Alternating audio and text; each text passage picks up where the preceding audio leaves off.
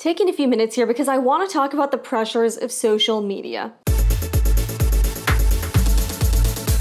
Welcome to the Sewing Report. I'm Jennifer Moore, helping you discover your love of sewing crafts and DIY projects. And we're going to take a little time to talk about something that's been on my mind, and that is the sewing and quilting community and the pressures we feel about social media. Now, in the last few weeks, even months, years, every once in a while you see some conversation threads or some discussions online happening about the pressures we feel about social media. I think particularly Instagram and Pinterest are the ones that tend to get me, and I just wanted to kind of share my own thoughts on it and what I want to do personally to try to spread an air of authenticity and to not spread this whole like trend, or I don't know if it's a trend, just like this whole practice of posting these picture perfect images everywhere, because I really don't want that to be the type of vibe that the Sewing Report puts off. I don't think that's good or healthy for people to have those expectations of other people, and it's very hard not to compare yourself to others. Believe me, I know. So I remember when Instagram first started, you know, it was the kind of platform where you kind of took a casual picture on your phone, you posted it, you didn't feel the need to use like 87 hashtags, you know, and you called it a day. I am on Instagram. I've been on Instagram for a few years. I have a few different accounts, and you know, I feel like my photos are, they're decent. I do have some okay photography equipment. I use lights when I film these videos, but it's really my intention to not go too crazy in that direction, because at the end of the day, I want you guys to watch these videos, look at my social media accounts, and think, you know what, this is still a real person, and this seems doable with the time she has. I've been to some accounts where I don't know how much they spend on photography. I don't know what the situation is, but some of these accounts just seem ridiculous to me. Every single photo is just this like perfectly styled photo shoot type picture, you know, or image, and I just don't get it, and that almost kind of pisses me off when I see those accounts, because I'm like, you know what, that's not really depicting real life. Real life is messy sometimes. Real life is not perfect, and I feel like by just spreading that message of perfection, I think we're shooting ourselves in the foot. Okay, so here's why. To start off, I think that discourages new people from entering the space.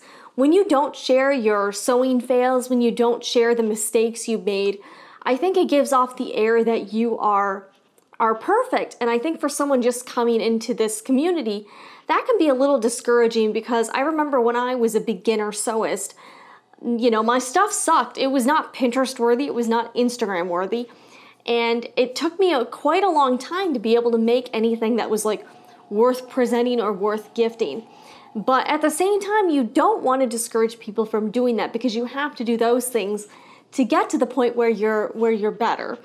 And I think that's one thing I think we as a community can improve upon, is just sharing more of the imperfections. You know, don't be afraid to post a picture of a sewing project that has uneven stitching, or where something didn't turn out like you thought it would. And I do want to make more of an effort here to share more of those moments and not just the really super awesome ones, because that just gives people a very inaccurate snapshot of what your life is like.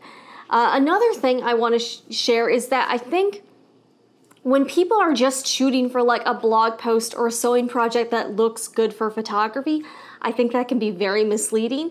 You know, you've been to those Pinterest posts where it was like 10 easy sewing projects you could make in under an hour, and then when you tried it, it took you 8 hours, because that's totally me. Whenever I see something and there's like a time frame on it, like 15-minute zippered pouch or 1 hour skirt, it always takes me, and I'm not like a professional seamstress, but I've been sewing for a while, so I'm not bad at it, but it takes me much longer than the time frame that this blogger, you know, reports. So I find some of those posts to just be very frustrating, because it's just not, it's not an accurate portrayal of the project. And that really bothers me when I see stuff on Pinterest like that, because I just think it's just, you're spreading misinformation, and you're also really painting a picture that's not true. It's like, what was it? Cher from Clueless is like, it's like a Monet. From far away it looks okay, but up close it looks really awful. You know, I don't remember the exact line, but you know what I'm saying here. Now, I'm certainly guilty of doing this myself. I have spent way too much time trying to get that perfect photo using my nice camera and expensive lens to get that nice shot with the blurred out background that everybody loves. And then I've spent time in Photoshop and Lightroom trying to get that image just right, just so I could post it on Instagram. And you know what? To some degree, that's okay, but in another sense, I think it's kind of stupid.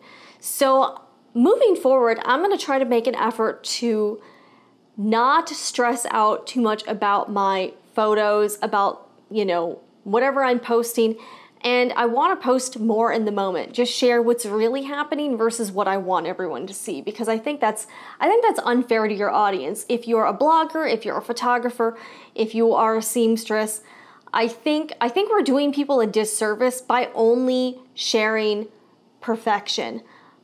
I personally appreciate the more authentic people in this space.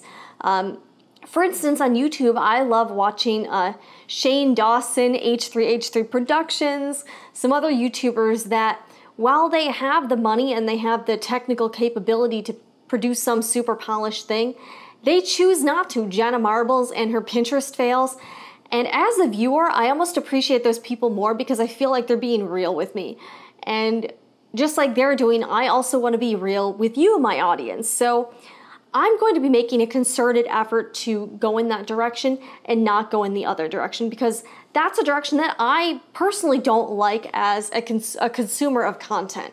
So I don't really want to do to someone else what I don't like. I have a love-hate relationship with Pinterest. I've talked about this in the past. I find Pinterest to be just a real crapshoot for content, and I don't always trust the tutorials you see, because I know that the person, they might not care about the quality of the project or how good their instructions are, as long as it's got that nice photo, right? The one that's clickable, the one that they can make a cool graphic with. And that just really annoys me to no end. So I'm really trying my best not to do that. Again, I want my content to look good and decent, but I also want it to look realistic and like something you could actually attain and achieve, not something that comes out of a fairy tale. So that is my commitment and pledge to you, and I really hope you guys help keep me accountable with this. Again, you know, I take some time and effort to set up my filming and to make things look good. I don't want the audio to be bad, and I want the lighting to be okay. But I also don't want to portray myself as something that I'm not, and that's, you know, an aspect I've really been thinking about lately, and that's something that is just personally important to me. So if you have thoughts on this matter, feel free to share them below in the comments. And you know, I hope to get more people on board with this whole decision. I don't know what you'd call this, not a trend, but more like just this conscious decision, because someone who's a very prominent sewing blogger recently posted something on social media about feeling the burnout and feeling like they were not able to keep up with things. And I completely know where this person was coming from. And I think we need to do this and do ourselves a favor so that we don't all suffer from burnout and feel like we're never good enough and feel like our content sucks. Because you know what? I think the more authentic we are and the more we can share our real selves, I think that has far more value to the creative community than some totally doctored picture that we photoshopped the hell out of. So anyways, I just wanted to share some of these thoughts. And another thing I want to do is on Instagram, I really want to try to post more photos directly from my phone, like phone pictures, rather than, you know, take these highly nice staged photos. Again, I want my photos to look good, and I might try to take some decent pictures every now and again, but I don't want to totally stress out about it. And I want it to be, I'd rather spend my time making things than worrying about the pictures. Okay, so I'm sure I'm rambling, but you get the point. Anyways, I hope you enjoyed this conversation, and again, I would love to continue it below in the comments. Whoops, I just bumped the camera. And yes, my hair, I tried to do it today. It's not perfect, and I don't want to, you know, I'm not going to spend like a gazillion hours doing it, so you know, I feel like this is good enough. And for all of you guys that are watching my videos too and thinking, wow, you know what, I like her videos, I could never do this. Also keep in mind, you know, I'm not the average person making a YouTube video. I'm someone that has 15 years of television producing experience. So, and even my videos, my first videos were not that high quality. So, you know, it just shows nobody is perfect. We have to be who we are. And I think it's more valuable to our community that we just get the information out there rather than worrying so much about the packaging. So that's it for me. Feel free to hit that like button if you enjoyed this conversation, and let's continue it below in the comments. And if you do, if you want to see some real life sewing and crafting, feel free to subscribe to this channel, The Sewing Report, for everything sewing, crafts, and DIY projects.